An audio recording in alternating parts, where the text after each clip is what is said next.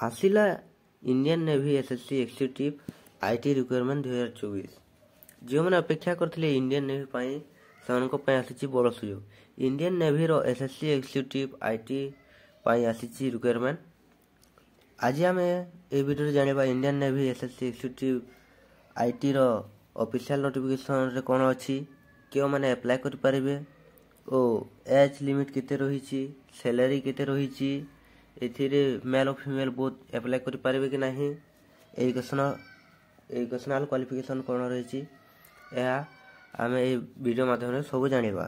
तो प्रथम देखा यार ऑफिशियल नोटिफिकेशन टी कौन अच्छी तो आसतु देखा यार ऑफिशियल नोटिफिकेशन रे कौन रही। Short information organisation name join Indian navy post name executive information technology बा IT number of vacancy total 15 टी पोस्ट रही बा 15 टी वैकेंसी रही। Salary post wise job location all India mode of apply online from यह online द्वारा apply करा जीवो। लास्ट डेट अप्लाई ऑनलाइन 10 जनवरी 2025 पर्यंत यह रही। Important dates from start 29 December 2024 ठारू यह स्टार्ट हेबो और लास्ट डेट 10 जनवरी 2025 पर्यंत यह रहिबो। Download navy SSC executive IT admit card 2025 notified सुन यार नोटिस आसी नहीं ए पर्यंत ओ navy SSC executive IT exam date 2025 यार मध्य नोटिफाइड सुन रही आसी नहीं। Navy SSC executive information technology result 2025 यार मध्य नोटिफाइड सुन रही। तो एडमिट कार्ड और एग्जाम डेट और रिजल्ट डेट रो तार डेट बाहरी नहीं यार डेट आसले मु आपन जनईदेवी आम चैनल सहित जोड़ी होइथंतु। एप्लिकेशन फीस और एज लिमिट एप्लिकेशन फीस रे रही जनरल ओबीसी और ईडब्ल्यूएस कौन सी फीस देवा पड़ो ना और एससी एसटी बा पीएच मानक कौन सी फीस देवा पड़ो ना बा एथिरे कहारी को भी फीस देवा पड़ो ना। General OBC EWS SC ST PH women men कहारी को एथिरे फीस देवा पड़ो ना।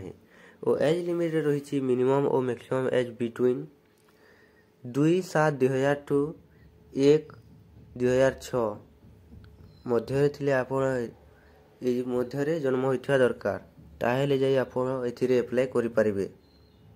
एजुकेशनल क्वालिफिकेशन रे रही high school pass at 60% mark in English और class 12 with minimum 60% overall mark आपण को हाई स्कूल रे 60% मार्क इन इंग्लिश रहिथिबा दरकार ता सहित प्लस 2 रे मिनिमम 60% ओवरऑल मार्क होइथिबा दरकार ओ एमएससी बीई बा BTech MTech in computer science computer engineer IT software system cyber security equivalent MCA BCA SSC computer science IT यह आपणकर क्वालिफिकेशन रही दरकार ताहेले जाई आपण इंडियन नेवी एक्जिक्यूटिव आईटी रे अप्लाई करि परिबे।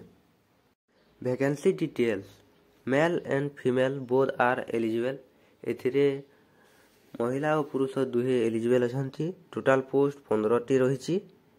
तो यह थिला Indian navy SSC executive IT रो रिक्वायरमेंट 2024 रो ऑफिशियल नोटिफिकेशन टी जदि आपण इंडियन नेवी पे इंटरेस्टेड अछंती तो आपण जाईकी निज पाख कंप्यूटर दुकान रे 29 तारिख रो 10 तारिख पर्यंत यार अप्लाई डेट रही ए मध्य जाई आपण अप्लाई करि परिबे।